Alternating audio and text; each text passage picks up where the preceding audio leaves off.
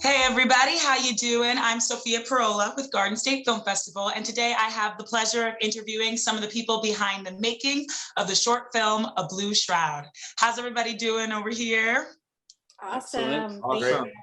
Doing well. It's so great to see you guys. I'm so happy I am able to interview you all and see a little bit about behind the scenes and the process of making this film. But before we get started, I'd love for you all just to introduce yourselves and your title or titles in the film. And why don't we start off with Shelley and Jason? I'm Jason Snellman. I'm the writer and the director. Hi, I'm Shelley Snellman. I'm the executive producer, and I also play the part of Officer Jacobs in the film. Wonderful, thank you guys. And I'm seeing Telvin. How about we go to you next? Hey guys, I'm Telvin Griffin, and I play the role of David Carter in the film, Officer David Carter. Yeah, the full name there. And last but not least. Hi, everybody. My name is Brandon Allen Smith, and I play the role of Adam in the film. Awesome. Thank you all for being here. I'd love just to start off before I ask my questions, if Jason, as writer-director, if you'd love to give our viewers a little synopsis about what A Blue Shroud is about. Yeah, so it's essentially a story that deals with the morality of police work and the obligations that our officers hold to their communities, touching on the racial strife that our country has been going through for the last, forever, essentially, but really been highlighted in these last 5 to 10 years, that since cell phones have been capturing all of the injustice and shedding a light to people who may have not seen it or may have been, willfully ignorant to the situation in the past. Thank you. And Jason, I would love to ask my first question to you. Obviously, like you said, racial injustice has been going on for forever, but especially in years now, it's much more in media. And I think as filmmakers, obviously we want to tell important stories that are relevant today, but when it comes to law enforcement and police and men in uniform, it might be something that's very touchy, and maybe filmmakers don't really want to tell this story because people might be biased and the reactions might not always be positive. So I would love to ask you, why you wanted to write this story. What was your inspiration for writing this in particular? And how was that, telling this story? What was going on with you? It was basically the reason why you, with the question you asked, that it just doesn't seem like people want to talk about it. And I have a lot of friends, and contacts in the film industry. And when I discussed with them that I wanted to tackle this subject, like almost every one of them said, don't do it. Like it's not worth it for your career going forward, because no one wants to see that. And that just made me want to do it even more, because it just upset me to think that there's this huge, story in America that everyone is aware of, whether they don't want to think about it or not, but no one wants to touch on it. And it just blew my mind. So because of that, if nothing else, I'm like, someone needs to say these kind of things. Mm-hmm.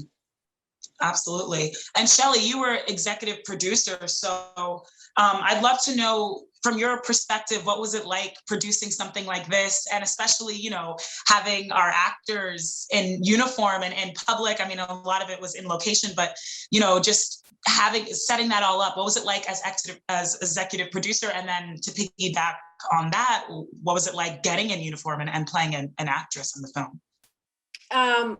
Well, when Jason showed me his script, and but even before that, when he told me this is what he wanted to do, of course I had to be like 100% on board, because I agree with him that it's such an important story. And also I want to support my husband in every way possible. We like to think of ourselves as we're complete opposites. He's more of like the the Aquarius. I like to say he doesn't believe in any of that, but the big ideas, the big dreamer, and I'm the Capricorn, the doer, the get things done person. So I'm like, you know what, we need to lean into our strengths here, and I'm the one that, you know, is good at like corralling and, you know, really putting things together. That's my role. I'm also an actress, so I was really happy that there was, you know, a small part that I could play in it in that way as well. Being as for the actors in costume, well, not costume, in uniform, there's a lot of rules that I didn't know about going into it. And so it was a real crash course in producing in that way, and, you know, all the things that you have to do to legally make that happen. As for me being in uniform, I think one of my biggest problems actually with the character was that I had never held a gun before. I'm so anti-gun. Everyone really knows this about me. But you know, I had to learn about it. I took some lessons to just feel comfortable with it, and you know, really get into that character. So I think that was a challenge for me as an actor, to be honest. Oh, absolutely. I appreciate that honesty and telling us a little bit about your perspective. And I have to say thank you for telling us your astrology signs, because that's a great balance. As a lover of astrology, it shed a lot of light to me. So that's a beautiful I'm really balance. worried that we just lost half the audience on the East Coast. They're like, oh my God, these Los Angeles people, what are they talking about? What's that even mean? They're probably like, Capricorns, I'm out. No, no, I'm just kidding. That's so great. So Telvin and Brandon, you guys were not only leads, but you're playing very interesting characters with like contrasting views. I think that it was tough. From my perspective, I would think it would be very tough to play the characters that you played. I'd love just to ask you both, what was that character development like? What was the process of really getting into the character and then performing in it, and how you think people are going to react to it? How do you react to it from an outside perspective? I'll just start off, Brandon, your character obviously has a lot going on without saying anything, and like spilling the beans. I'd love just to know about that character development. What was it like playing your character in particular? Well, first and foremost, Jason and Shelley, you guys are going to have to forgive me if I spoil anything. I'm really not good at that, so don't get too upset. You don't have to marvel. I'm really crap at that. But that's a good question, and for me, that process started very early on with a meeting, actually, with Shelley and Jason, right on the onset of accepting the role. It was very crucially important to me to talk to them about where they were coming from as filmmakers and why they were telling this story. With a story like this, I think that part of the reason we're not seeing a lot of filmmakers tackle this is because it's incipient. It's still happening, and there is no outcome yet. And the film, I think, does a fantastic job of speaking to that cyclical nature of this issue. The whole wheel just starts again at the very end. And we see that through Officer Jacob's eyes and through the children's eyes as they watch this white officer. We'll get, sorry. See what I mean? I'm bad at it. But it's that process for me started really early on, and making sure, at least to whatever extent that I could, that I was really on board with Shelley and Jason's vision for this project. And I think that we were able to find some really strong common ground and agree on the fact that this is a story that needs to be told. First and foremost, for the just embarrassing racial injustices that occur in this country on the daily basis. And secondly, it's important because I do believe that not every officer wearing a badge is a problem. I think that many of them are seeking a solution in a system that you can't win against, and that's really difficult. And so that's a great bit of conflict, right? And so that's a good place to start. A story, and then B, a character is from that point of conflict. And it was difficult. It's very difficult, and it's something I still struggle with. And I think audiences can only have one of two reactions to my character. And a long time ago, I worked with an artist that said it's not art's job to tell people what to think. Mm. And I kind of have a hard time buying that. And I think that is actually part of our responsibility as artists, is to hold that mirror up, if nothing else, to tell people to think about themselves and to think about the reality of the world that we live in. And it's okay that we don't have answers for it, provided that we're asking the questions. And while we're asking the questions, that people stop getting hurt. I'm not qualified as the person that I am to speak to a very, very large portion of what this character and what this film deal with. And that's, I think, for me, something that's important to acknowledge and important for people to hear, and to recognize that there is a problem, and the people that should be asked about it are the people that are suffering from that problem. Thank you, Brandon. And if I can ask you, in all honesty, was there any part of you that at first, when you heard of the character and was asked to play, that didn't really want to play it? Or were you a little nervous? Or were you just like, this is an important story, let me play it? Was there any part of the career aspect as an actor that you were like, I don't know if I really want to play this? Or was it, how was that for you? Well, that's also a great question, and definitely something that I thought about. And to be that dweeb in an interview, it's all of those things, actually. When I read the script and I got the sides for the audition, and I was like, oh my God, come on, this is fantastic. And I knew right away that it was something I really, really, really wanted to do. And then, of course, after that initial gut reaction, I realized that this is a very important story, and this is a story that very much needs to be told. And then, of course, you start to think about further ramifications of what this could mean for your career. And frankly, that's not something that's a concern for me. The importance of the story and the value of this as a dramatic piece and as a social piece far outweigh any of that. So that wasn't a consideration, but that is not to say that I don't recognize how my face looks. And there's this fantastic word in German called a Backpfeifengesicht. And I read this on like one of those like Times, like 100 words the English language needs. And basically it means a face deserving of a fist. And I get roles like this all the time. And so, which is just an unfortunate truth. I just have one of those faces that you kind of just want to. And I told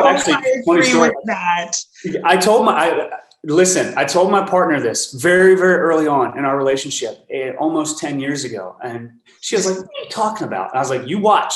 People out of nowhere will have beef with me, like walking through CVS or through, down the street." And sure enough, a couple months in, I was like, "That's what that was." And she's like, "Get out of here. You're being ridiculous." And a couple months later, it happened again. She's like, "Okay, I'm seeing trend." And so I look back over the roles that I've had. I've played a lot of douchebags, and that's okay. That's okay. Frankly, it's kind of fun. This one is a little different because it is, again, such a crucially important social piece, and so completely charged right now, particularly right now. I mean, for Christ's sake, just 2 days ago, we had a sheriff in Atlanta. Like, man, come on, like. So, and I'm sure Telvin, you will speak further to that. Telvin, thankfully, and I came to a really nice meeting place before this film. And I think, to Jason's credit, that's something that he helped us with and he insisted upon, is that we all meet, just the three of us, to talk and to really kind of explore how this film touched us each individually and where those places overlapped as artists. And I think Telvin and I came to a place pretty instantaneously that we were both very excited to tell this story on the merit of its worth as a piece. And so that's a really strong place to come from. Thank you. Thank you so much, Brandon. And I mean, perfect. What you last said is perfect for me to ask Telvin, how did this film touch you, especially playing the character that you played in such contrast as Brandon's character? Where did it live inside your body? And how did you as Telvin react to what was going on in the film? And then how was it playing your character? What was that development like? What was that tug of war kind of when it comes to the film? Just like, Telvin, what was this experience for you? Yeah. You know, I'm actually from the South. I was born and raised in Texarkana, Arkansas. And so this is a normal thing for me.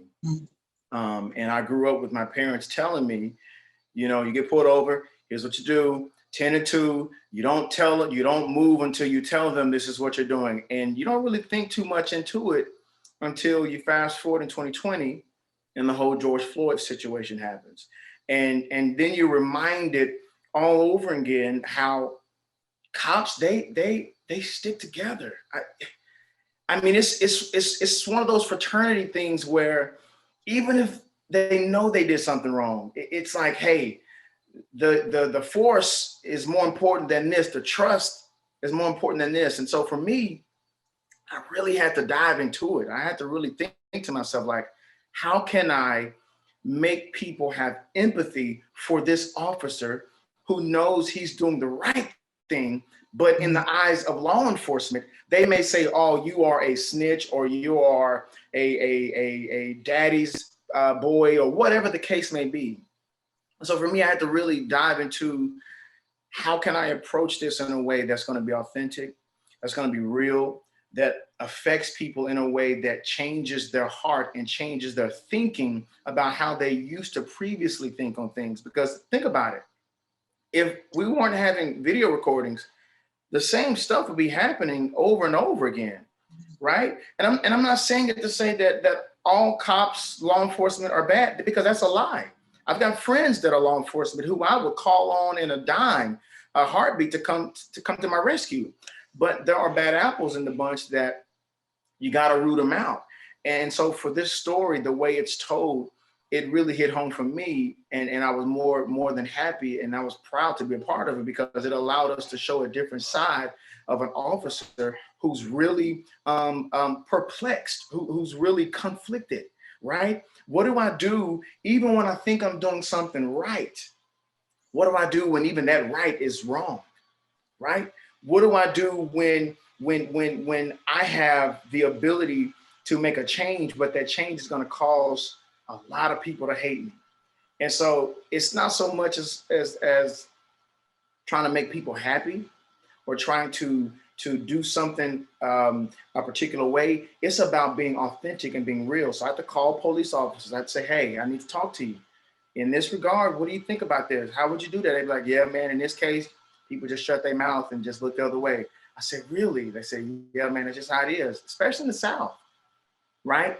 And so for me, I really wanted to stay home to what it means to tell the truth, no matter how much trouble it may bring to you. As long as you stand on the truth and hold your ground, in the end, you will be rewarded, right? It'll pay off in the end, right? Because nobody won in this situation, as people will find out in the movie, right?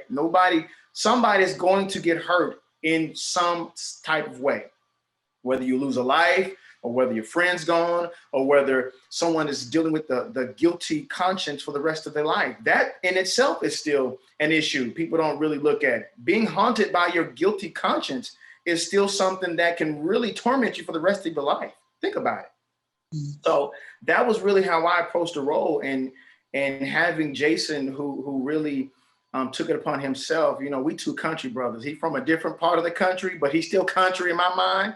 and I'm from the South, and I'm country all in itself. We had the same mindset, right? And we kind of came together with Brandon at Starbucks that day, and we talked about it, and we said, this is where we got to go, and from there, let's just build on it, because our job is to not so much make people feel comfortable.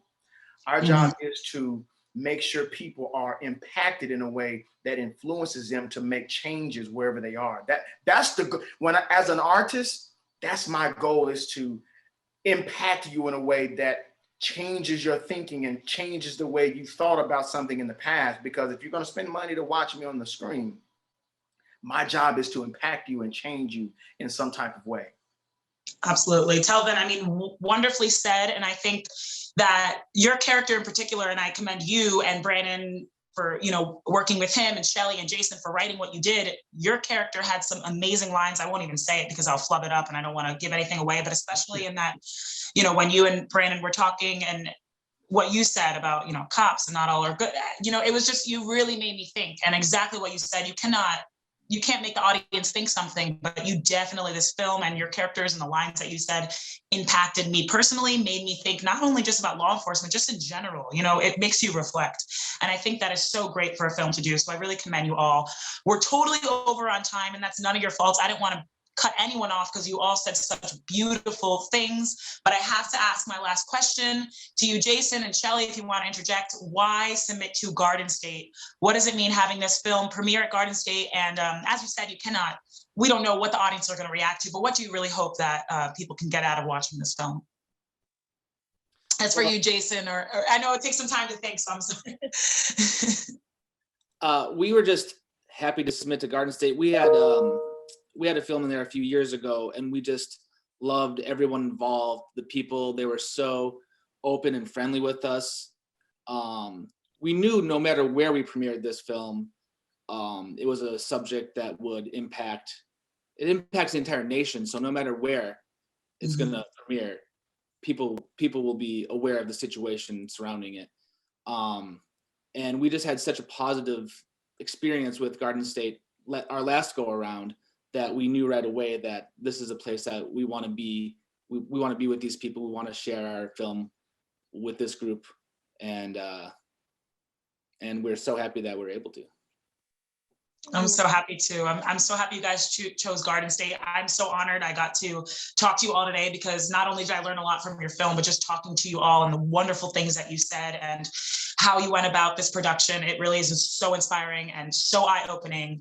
I thank you all. I can't wait for people to see this. Let me tell everyone how you can watch A Blue Shroud. It will be premiering virtually at the venue of the Mayfair, Sunday, March 28th in the Film Block, 3:30 p.m. to 5:30 p.m. So really awesome. All of our virtual multipass viewers can see this no matter where they are. And I really can't wait. I congratulate you all again. And I wish nothing but the best for you guys in your future endeavors. You did a good job too, Sophia. Good job. Thank you. Every time I love these interviews, but anytime I have you important films, it is so much more pressure because I want to ask the right things. I want to make sure I do you guys justice, because your film's amazing and it deserves great questions. And you guys made that easy. So thank you. Thank you so much. Thank you, guys.